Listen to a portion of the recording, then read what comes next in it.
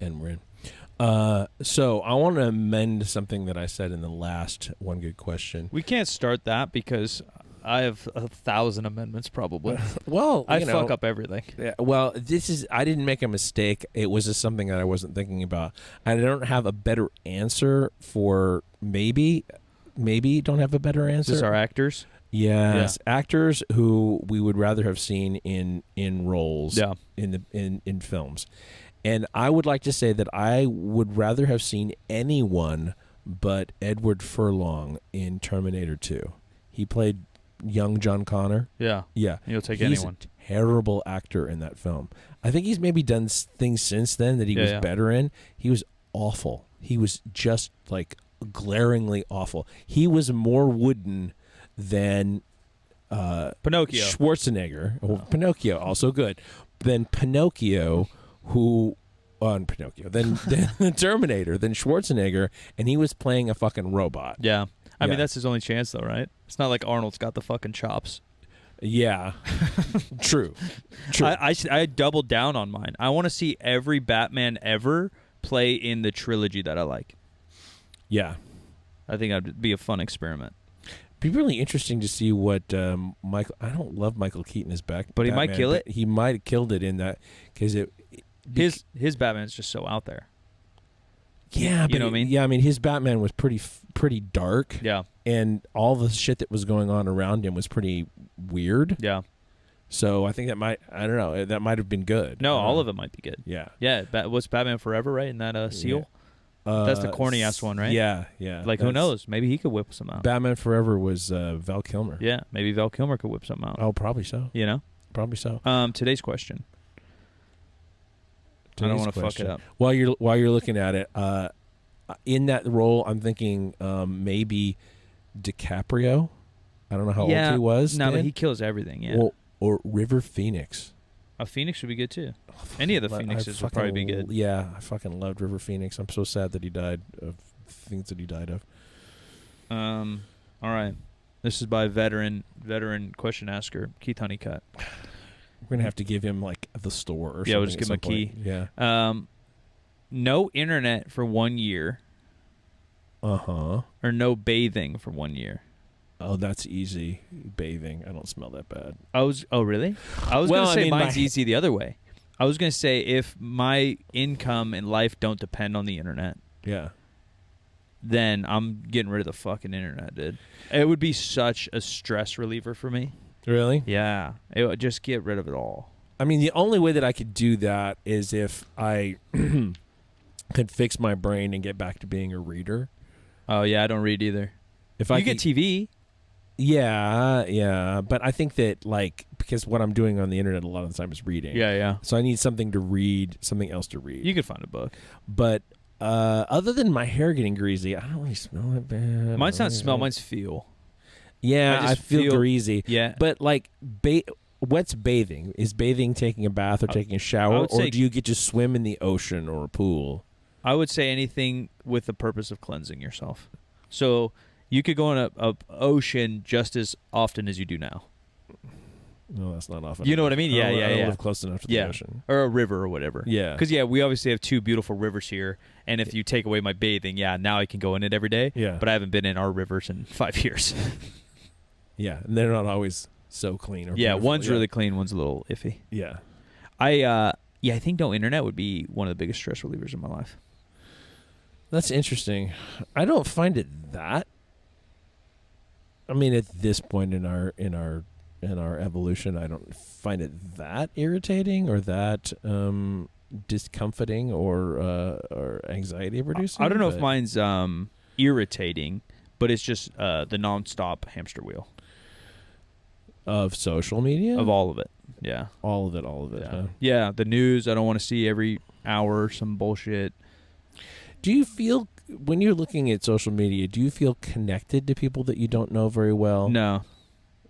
Not at all. I kind of do. Yeah, I know. And I think it kind of kills the drive to stay connected to people that you do know better. I don't feel connected at all.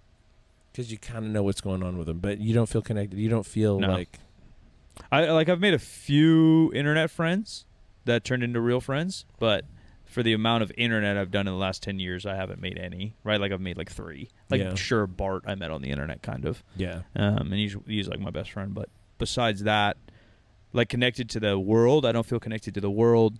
I listened to a little bit of the Zuckerberg podcast with Rogan, and he actually sounds kind of human there, which is cool. He's still fucking weird, but he sounds kind of human. It's fucking Data from Star Trek without the emotion chip. Yeah, and so he talked about, obviously, and some of it's probably him romanticizing what his goals are, right? Because like his goals are probably to make $80 trillion and take over the world and corrupt us. But he talks about his core goal is feeling more connected when you can't get connected. And I understand that. If that is true or not, I don't know. But I don't feel that. And he even said, he's like, yeah, like text, and there's layers to these things, and VR one day is going to get close enough that it will feel real, and I think we can replicate that. Because that is something humans need, right? Like it's driven in our evolution, DNA, or God, whatever you want to believe in. It's driven in us that we need humans and we need connection, whether it is to survive or whether it is emotionally, whatever. And I don't think the internet's even touched 1% of that for me. Interesting. Yeah. And also part of it's on me, too, because I've always made the internet work. It's always been like my occupation since it's like been a thing. You know, when I was a kid, sure, like I played video games on it and that was it. But so that's part of it, but I would easily get rid of the internet. Not even blink twice. Interesting. Yeah. I just think there's so much it would drive me crazy because I'm an information seeker. Yeah. All the time. Yeah, and it's so an information highway. Yeah, and it's like super highway. Like you can't like mega super ultra highway. Yeah. It makes libraries look like fucking idiots. Yeah. Exactly. The amount of time it used to take to find something out, like I couldn't give that up at this point. To find a book in a library is literally like something like a process. Yeah. Dewey Decimal System. Dude. You got to a card catalog, and I'm gonna punch Dewey Decimal right in the fucking tits. That's the worst. It's the worst, but at least it's better than not having a system at all. No, of course. So many things in life are only good because they're better than the alternative. But that's only 30 years old. Dewey Decimal? Like the last time we used it a lot. The last time we used it a lot was versus like the internet, right? So the internet really came hard in the last 30 years. Oh, yeah. So when you can compare and contrast what we used to use to gather information or resources to what we use now, it's not even a stepping stool to the internet. I remember in college, like going through microfiche, like for newspaper articles or magazine articles or whatever when I was writing research papers. Yeah. Like, no you know, thanks. It's like, oh my God. No thanks. And to not have to do that anymore, it's nice. Spectacular, yeah. But I also don't have to write research papers. I think everything that I do is a research paper. Yeah. That's what I mean. If like my job isn't dependent on it all. Yeah. Then I'm out. Yeah. The whole world is obviously dependent on the internet. Yeah. And I mean, even if I don't have to research something, I often do because I want to know about it. Yeah. I don't do that as much anymore.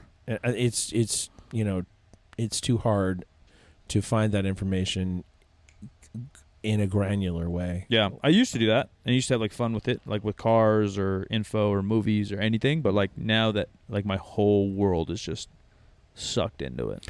I think maybe a little bit of my joy comes from that kind of thing. Oh, really? Yeah. I think from then like that's fair. From like researching something, finding out more about it. Anytime I'm going to buy something, I will research the shit out of it. I do too. And I used to enjoy that process. But again, I think because of like multiple businesses, online and in person, I'm always researching how to optimize or get better at something that I suck at. Mm-hmm. And so all of it feels like work. Even like researching, what TV to buy. Starts to, because the process is the same. The process is the same, yeah. I mean, otherwise I would have to have people in my life who do that kind of thing and then can just tell me about it because I don't, Yeah, if this 1 year's happening, I'm living on like a commune. The like, not knowing would drive me insane. If you go to, the wise elders who know this shit, like if you become purely tribal, like. I don't mind that. Delegation. It might be okay. Yeah, I'll let the wise handle it. Yeah, like I obviously just couldn't do any of my jobs. But if that's not a factor and I still got a roof over my head and I still got meat on my table. If we're modifying the story in which you can make people do the research and then fill you in, then I'm in. You could probably do that. But then do you trust them? So now you're playing telephone. Well, I would only hire people that I trust. Yeah, now you're doing telephone. A little bit. No, for sure. Even one pass, something's getting fucked up. 50% facts. That's why we're here. This is why we're here. I'm probably more like 75, but it still gets fucked. You're going to get fucked. Ladies and gentlemen, comment below on the YouTube channel. Let us know what you would get rid of. No bathing of any nature or no internet whatsoever, which is wild. VHS tapes. I'm going back to Blockbuster. Thanks so much for listening. New episodes every Wednesday, Friday. This weekend, if you're listening to this, stop by 3rd Street Barbell. Lifting starts at 9 a.m. Doors will probably open 8:30. If you want to come spectate our first USPA meet here, it's going to have a lot of fun. Barquan and Barbara Brigade's in the house. We're going to be in the house hanging out, selling apparel, kicking it with you guys. There will be some food available and a lot of good lifting. So check that out. We're also open with registration for our next big meet, February 4th and 5th here at 3rd Street Barbell in collaboration with Game Day Barbell. So check that out. And the best way to get all info is follow us on Instagram, 3rd Street Barbell, and also follow the Discord. So if you hop into 50percentfacts.com, the website, click Discord, join the server, or check any of the links in any of our Instagrams, you can join the server, and that's where you'll stay most up to date with clothing, news, exclusives, like-minded humans. I am at the Jim McDonald on the social medias. If you are not a fake woman profile, a steroid profile, or a crypto profile, please follow me on Instagram. I'm on TikTok as well, also same handle everywhere. I'm not doing a lot of TikTok, but you will see snippets from this show on TikTok for sure. This show is 50% facts, where percent is a word and 50 is just numbers, and there's sweat running down the back of my neck. 50% Facts is a Spreaker Prime podcast in association with iHeartMedia on the Obscure Celebrity Network, and we'll talk to you next week.